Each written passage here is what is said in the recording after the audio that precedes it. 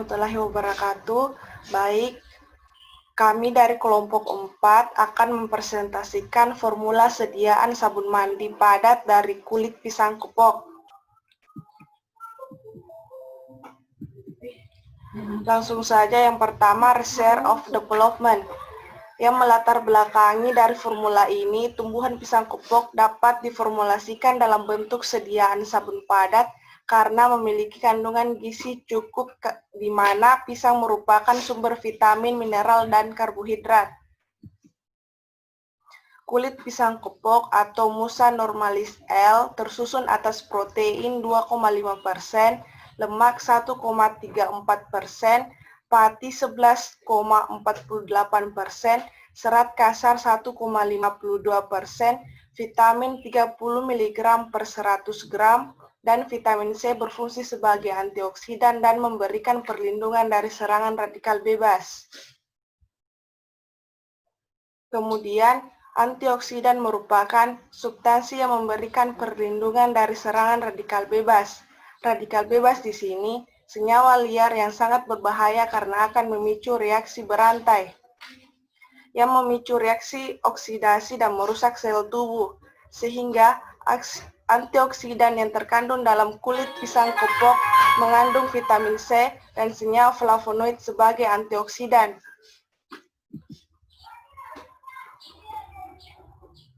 Lanjut, deskripsi umum zat aktif. Yang pertama, klasifikasi tanaman. Yang pertama, Kingdom Plantae, divisi Magnoliophyta, kelas Liliopsida, ordo Cingiberales, famili Musacea, genus Musa, spesies Musa paradisiaca L. Lanjut, morfologi tanaman pisang kepok. Tanaman pisang kepok merupakan tanaman yang termonokotil tahunan berbentuk pohon yang tersusun atas batang semu. Pisang kepok memiliki penampakan permukaan yang mengkilat, bentuk pangkal daun dan kedua sisinya membulat. Jumlah sisir per tanda 4-7 dengan jumlah buah per sisir sebanyak 13-16 buah. Panjang buah kurang dari 15 cm dengan bentuk lurus dan ujung runcing. Lanjut, kandungan kimia pisang kepok. Di dalam kulit buah pisang kepok mengandung vitamin C, B, kalium, protein, dan juga lemak yang cukup. Kemudian, manfaat kulit buah pisang kepok. Kulit pisang kepok tersusun atas protein, vitamin B, C, dan kalium, lemak yang berfungsi sebagai antioksidan dan memberikan perlindungan dari radikal bebas. Lanjut, definisi bentuk sediaan. Menurut Standar Nasional Indonesia SNI tahun 1994, sabun mandi didefinisikan sebagai senyawa natrium dengan asam lemak yang digunakan sebagai pembersih tubuh, berbentuk padat, berbusa, atau penambahan lainnya, serta tidak menyebabkan iritasi pada kulit. Syarat mutu sabun mandi padat ini ditetapkan oleh SNI, yaitu sabun mandi padat memiliki kadar air maksimal 15%, jumlah alkali bebas maksimal 0,1%, dan jumlah asam lemak bebas kurang dari 2,5%.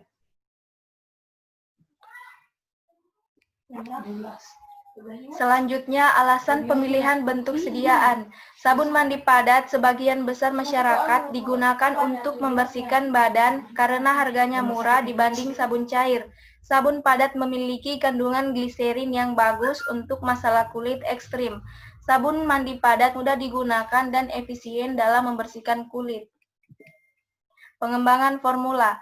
Master formula menurut jurnal Nursada Daud, Warta Farmasi 2016 mempunyai bahan yang pertama ekstrak daun ketepeng Cina, VCO, minyak zaitun, asam stearat, NaOH 30%, gliserin, natrium lauril sulfat, NaCl, aquades, dan minyak mawar.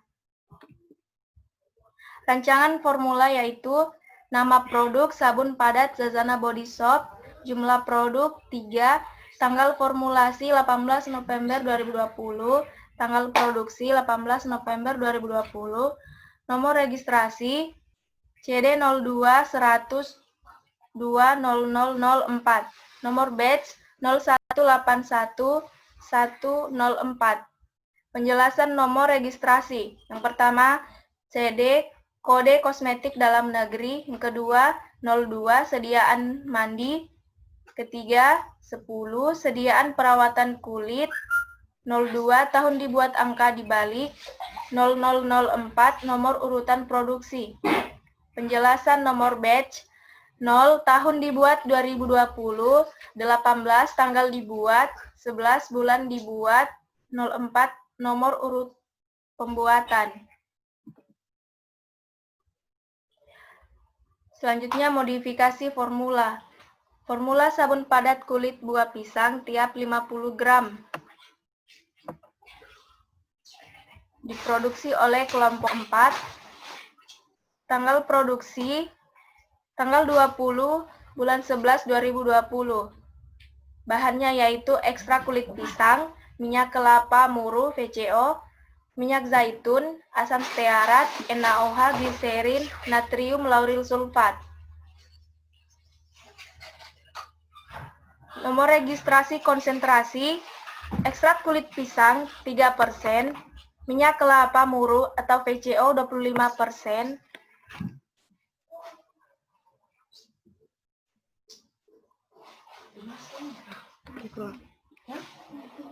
bisa kok ini tuh simpan Mi nanti. Modifikasi formula. Formula sabun padat kulit buah pisang tiap 50 gram diproduksi oleh kelompok 4. Tanggal produksi tanggal 20 bulan 11 tahun 2020. Nama bahan yang pertama ekstrak kulit pisang, konsentrasi 3%, range penggunaan 3%, fungsinya yaitu sebagai zat aktif. Yang kedua, minyak kelapa muru atau VCO, konsentrasi 25%, range penggunaan 60-75%, fungsinya yaitu sebagai sumber minyak. Yang ketiga, minyak zaitun, konsentrasi yaitu 10%, range penggunaan 1-20%, fungsinya yaitu sumber minyak dan emolien. Yang keempat, asam stearat, konsentrasi 10%, range penggunaan 1-20%, fungsinya yaitu pengeras dan penstabil. Yang kelima, NaOH, konsentrasi yaitu 30%, range penggunaan kurang lebih 50%, fungsinya sebagai sumber alkali. Yang keenam, gliserin, konsentrasi yaitu 10%, range penggunaan kurang lebih 30%, fungsinya yaitu sebagai humektan. Yang ketujuh, natrium lauril sulfat, konsentrasi yaitu 1%, range penggunaan 1%, fungsinya yaitu sebagai surfaktan dan pembentuk busa. Yang kedelapan, NaCl, konsentrasi yaitu 0,2%, range penggunaan yaitu kurang lebih 0,9%,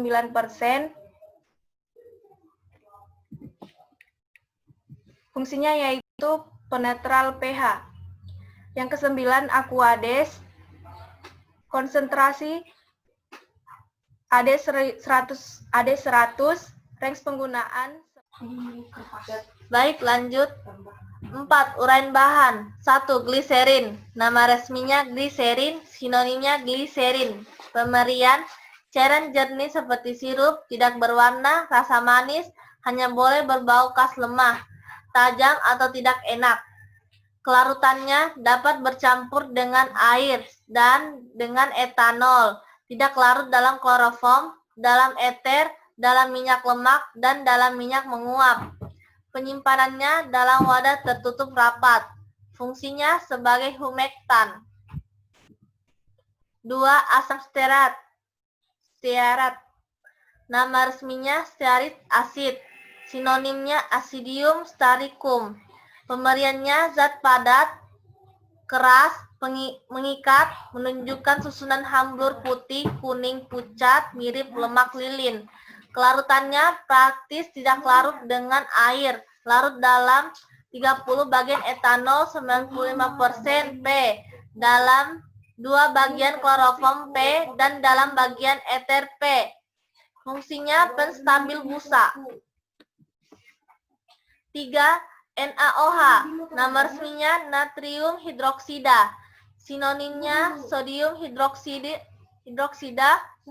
pemeriannya putih atau praktis putih, massa lebur, berbentuk palet kecil, serpihan atau batang, atau bentuk lain, keras, rapuh, dan menunjukkan pecahan hambur. Kelarutannya mudah larut dalam air dan dalam etanol. Penyimpanannya dalam wadah tertutup rapat. Fungsinya sumber alkali.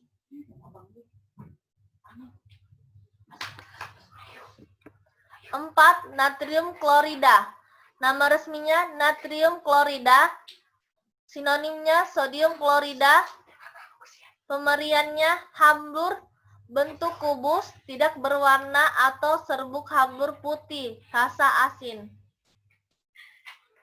Kelarutannya mudah larut dalam air, larut dalam gliserin, sukar larut dalam etanol. Penyimpanannya dalam wadah mudah tertutup baik. Fungsinya penetral pH. 5. Natrium laurit sulfat. Nama resminya natrium laurit sulfat. Sinonimnya sodium laurit sulfat. Pemerian hambur kecil berwarna putih atau kuning muda, agak berbau khas. Kelarutan mudah larut dalam air, membentuk larutan opalescent. Penyimpanan dalam wadah tertutup baik.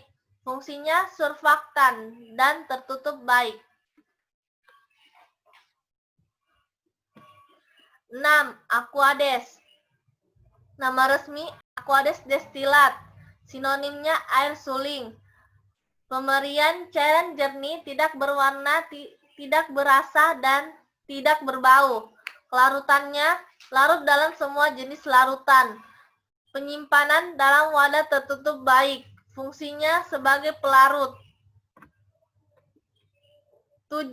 Minyak zaitun. Nama resminya olive oil. Sinonimnya minyak zaitun murni, minyak Europaea oleolipa.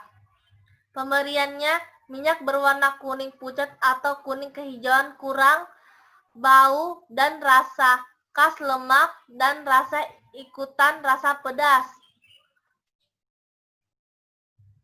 Sukar larut dalam etanol bercampur dalam eter dengan klorofon dan eter dan karbon dioksid disolvida. Kelarutannya fungsinya sebagai sumber minyak dan emolen. 8. Minyak kelapa murni. Nama resminya virgin coconut oil. Sinonim minyak kelapa murni. Pemerian cairan minyak tidak berwarna, ada sedikit berbau asam. Kelarutan tidak larut dalam air, tetapi larut dalam alkohol.